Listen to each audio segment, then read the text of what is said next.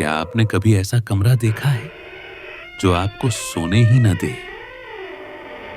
क्या आपने कभी महसूस किया है कि रात के 3 बजे कोई आपको जगाए रखना चाहता है? 2019 की बात है। पुणे के पास एक साधारण सी पीजी बिल्डिंग थी। सुबह आईटी बसों की भीड़, रात को अजीब सा सन्नाटा। अमित को जॉब लगे अब भी कुछ ही दिन हुए थे। पीजी ढूंढते ढूंढते वो थक चुका था। तभी उसे तीसरी मंजिल पर एक कमरा मिला, नंबर 307, बाकी कमरों से सस्ता। पीजी मालिक ने चाबी देते समय बस इतना कहा, रात को अगर कुछ अजीब लगे तो लाइट बंद ही रखना। अमित हंस दिया। उसे ये सब वहम लगा। पहली रात सब ठीक था। थकान ज्यादा थी, नींद जल्दी आ गई। लेकिन अचानक उसकी नींद खुली। उसे लगा जैसे कमरे में कोई चल रहा हो। चप्पलों की बहुत हल्की आवाज। उसने आंखें खोली। कमरा खाली। मोबाइल देखा। समय था 3:07 सुबह।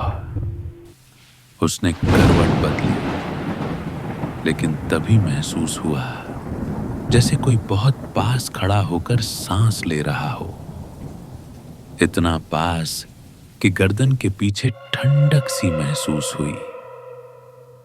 अमित हिला नहीं।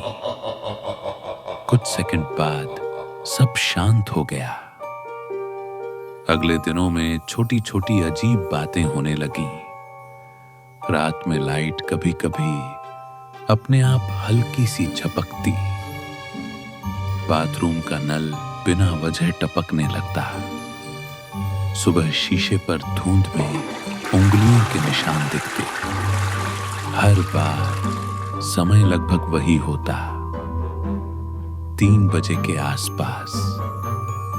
एक रात अमित की नींद टूटी और उसे साफ लगा जैसे किसी ने धीमे से कहा हो, सो मत। आवाज बाहर से नहीं आई थी, सीधे उसके दिमाग में गूंजी थी। अगली सुबह उसने पास वाले लड़के से पूछा, रात को तुझे कुछ अजीब लगता है क्या?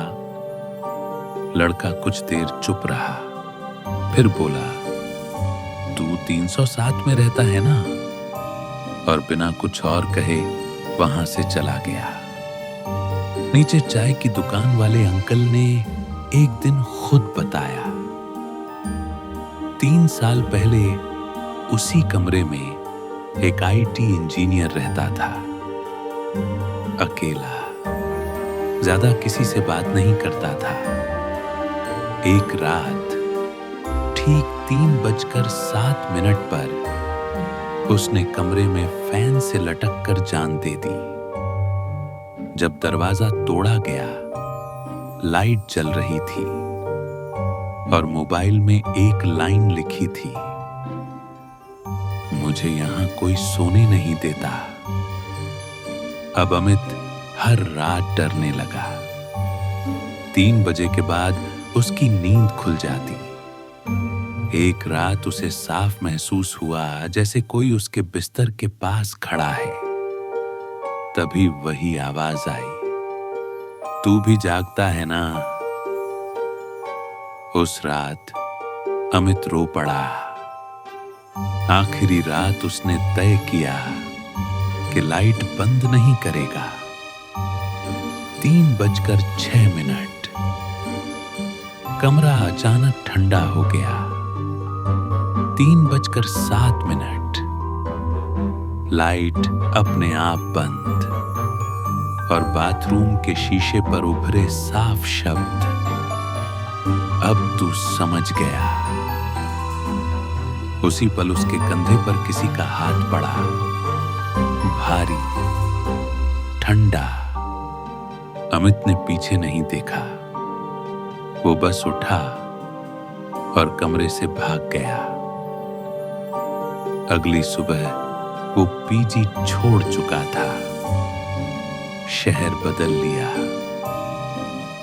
आज भी वो 3 बजे के बाद सो नहीं पाता और वो कमरा 307 अब बंद है। लेकिन नीचे चाय वाले कहते हैं कुछ रातों में ठीक 3:07 पर तीसरी मंजिल की लाइट अपने आप जलती है और थोड़ी देर बाद बुझ जाती है। अमित उस कमरे से भाग तो गया, लेकिन वो रात आज भी उसके साथ है। कमरा 307 बंद है, पर कहानी खत्म नहीं हुई, क्योंकि कुछ रातों में ठीक 3:07 पर तीसरी मंजिल की लाइट अपने आप जलती है और कोई अब भी वहां जाग रहा है।